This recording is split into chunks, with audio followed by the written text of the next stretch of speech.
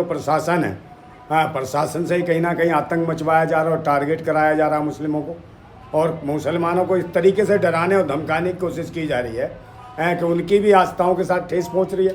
अब आस्थाओं के विषय पर ही इन्होंने राम मंदिर बनाया, तो अगर वो आस्थाओं के माध्यम से अगर किसी से प्रेम करते हैं, मोहम्मद साहब से प्रेम करते हैं और कहते हैं आई लव मोहम्मद, तो इसमें दिक्कत क्या है भाई? उन्होंने कभी विरोध नहीं करा आपके आई लव कृष्ण कहो, आई लव राम कहो, आई लव दुर्गा कहो, आई लव कुछ भी कहो, कभी मुसलमानों ने कभी विरोध नहीं करा। उन्होंने कहा कि भाई हम अपना भी आई लव मोहम्मद बोल रहे, मगर इनको क्या दिक्कत है?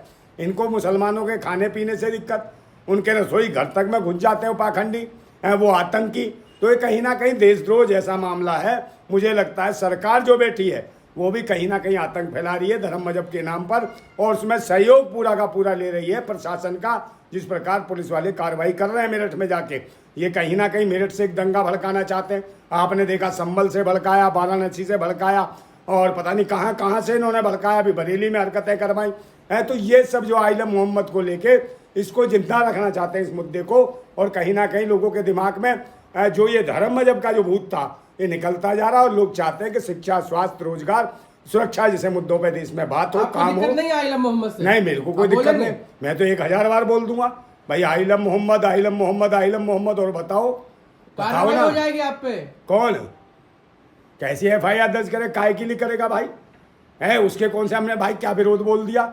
आइलम मोहम्मद का मतलब क्या है? हम मोहब्बत करते हैं मोहम्मद साहब से, उनके विचारों से, उनके ईमान से, सच्चाई से, और किसी की भी विचारधारा हो, वाणी हो, अगर अच्छे शब्द हैं, अच्छे विचार हैं, उससे हम मोहब्बत करते हैं। तो मोहम्मद साहब की जो विचारधारा थी वो अच्छी थी, किसी भेदभावपूर्ण नहीं थी वो, इसलिए लोग मोहब्बत करते। और इन्होंने देख लिया, पाखंडियों ने, इस सरकार ने देख लिया, जब कानपुर में आइलम मोहम्मद को लेकर मुद्दा बनाएगा तो पूरे देश में हर धर्म, हर मजहब, हर कौम के व्यक्ति ने, हर संप्रदाय के व्यक्ति ने आइलम मोहम्मद कहा, दुनिया ने देखा। वहीं भाजपा के लोग सकते में आ गए, योगी महाराज सकते में आ गए, उन्होंने कहा ये तो पूरा देश आइलम मोहम्मद बोल रहा है, ये क्या हुआ भाई? कहीं ना कहीं भाई इसको मुद्दा बनाओ दोबारा। तो इन्होंने फिर वहाँ जो आपने देखा बरेली में कांड कराया तोखिर रजा के माध्यम से, तोखिर रजा ने कहा मेरे को डायलॉग बोलना मुल्ला के खिलाफ, तो किसको बुलाऊं, कौन सा गुलाम मुल्ला ढूंढूं? तो ले आए, गले बुलाओ तोखिर रजा को।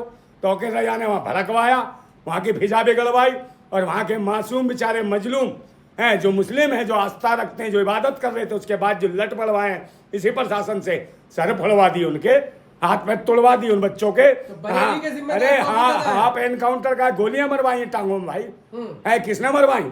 सिर्फ इसी मुद्दे को बनाने के लिए कि पूरा देश आइलम मोहम्मद बोलने लगा, और हिंदू मुसलमान करना था। मगर अब देश समझ चुका है, योगी की सरकार है, ये सब नहीं चलेगा। कौन है योगी? योगी भोगी ढोंगी है, ये पाखंडी है। ये बताओ क्या कर रहे हैं? जब मर रहे थे लोग अभी उत्तर भारत में बाढ़ें आई, कहीं सहयोग करा इसने योगी मोदी ने? या उन्होंने जितने धर्माचार्य, शंकराचार्य या अनिरुद्धाचार्य, ये जो है देवकी नंदनम फलाना, और ये कौन है अनिरुद्धाचार्य और वंदाचार्य, मेरे प्रभु राम तेरी माँ की, तब क्यों नजर नहीं आया बे? ये बता मुझे। जब नजर आता ना, कहाँ गए थे, कौन लोग आए? पंजाब की बाढ़ के लिए कौन आए निकल के? वही मदरसों से मुसलमान निकल के आए, वही अब्दुल निकल के आए, वही मस्जिदों से निकल के आए। उन्होंने खाद्य पदार्थ दिए, खाने पीने की वस्तुएं भेजी, किन्होंने दिन रात और मेहनत करके सहयोग करा उन डूबते हुए लोगों का। उन्होंने तो धर्म मजहब नहीं देखा, उन्होंने बताया कि आइलम मोहम्मद क्या सिखाता है हमें, ये दिखाता है कि इंसानियत से प्रेम करो, मोहब्बत करो। कहती है कि सिर्फ अब्दुल जो है पंचर बनाता है। कौन पंचर बनाता है? अब्दुल ने देखा नहीं? इनके पिछड़ा ने मिसाइल देके डाल दी, भूल गए अब्दुल कलाम को, आजाद को, कितनी तगड़ी मिसाइल पेली, पूरी दुनिया में नाम कर दिया, विश्वगुरु बना दिया इन्हें, मिसाइल मैन बना दिया। तो ये क्या जाने अनपढ़ लोग, फालतू की बातें, चमत्कार और अंधविश्वास की बात करने वाले, गोबर खिलाने वाले, मूत पिलाने वाले लोग ये राष्ट्र को दे क्या सकते हैं? ये सोचिए ना। ऐसे ऐसे अंधे बहरे जो ये कहते हैं मेरे प्रभु राम आए, सुबह भोर में 4 बजे आए, मेरी चुन्नी उंगली पकड़े, हमें सोच करा के चल दिए। अरे भाई, जो प्रभु तुझे सोच करा रहा है, फिर भी तेरी आंखों की दृष्टि नहीं आई, तो इसका मतलब कितना बड़ा कुकर्मी है, कितना बड़ा पाखंडी है। तो ऐसे ऐसे पाखंडी हैं जो कहीं ना कहीं राष्ट्र को हिंदू राष्ट्र के नाम पर आतंकवाद फैला रहे हैं। ये हिंदू राष्ट्र नहीं, ये ब्राह्मण राष्ट्र की बात कर रहे हैं, जो मनुस्मृति थोपना चाहते हैं इस देश के ऊपर, और देश के दलित, पिछड़े, आदिवासियों का हक अधिकार छीनना चाहते हैं। कहते हैं भूलना नहीं चाहिए उत्तर प्रदेश में किसकी सरकार है? किसकी सरकार है? ढोंगी और पाखंडी की। अरे कोई नहीं, बाबा इस बाबा को हमने जब भी देखा है ऐसे रो रहा था, वो झुंझुना जैसे छील लेते ना बच्चे का। है देखा था लोकसभा में कैसे टेसू बाबा के रो रहा था। है तो जिसको ये पता हो, जिसके ऊपर खुद दर्जनों मुकदमे रहे हो, अपने आप में स्वयंभू बन के अपने मुकदमे वापस लिए इस बाबा ने।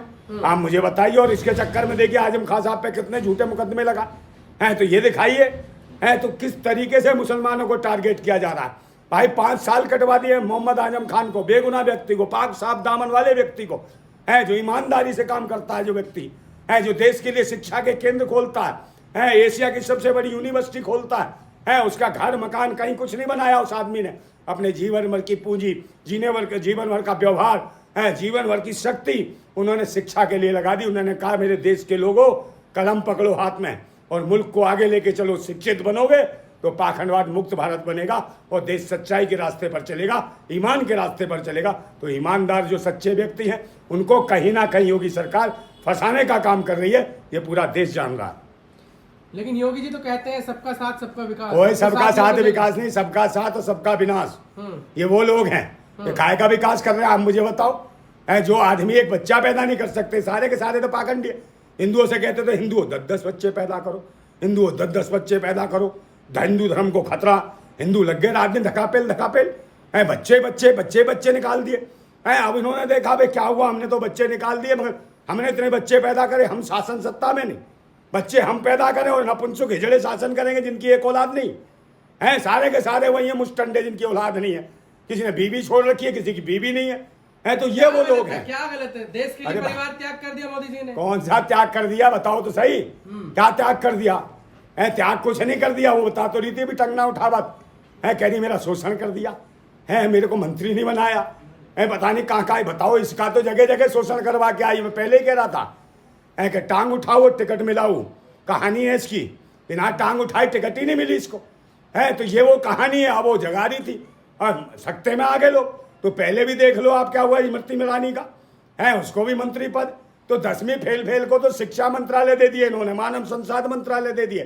तो ये आने पर 4थी फेल जिस देश का प्रधान सेवक होगा उस देश की दुर्गति होना निश्चित है। जनता ने चुन के भेजा देश के प्रधान। कोई चुन के नहीं भेजा यार, चूना लगा के भेजा है। उसने क्या नाम है उसका, कौन सा गुप्ता, ज्ञानेश कुमार गुप्ता, गुप्त रूप से वोट चुराए और इसको भेज दिया।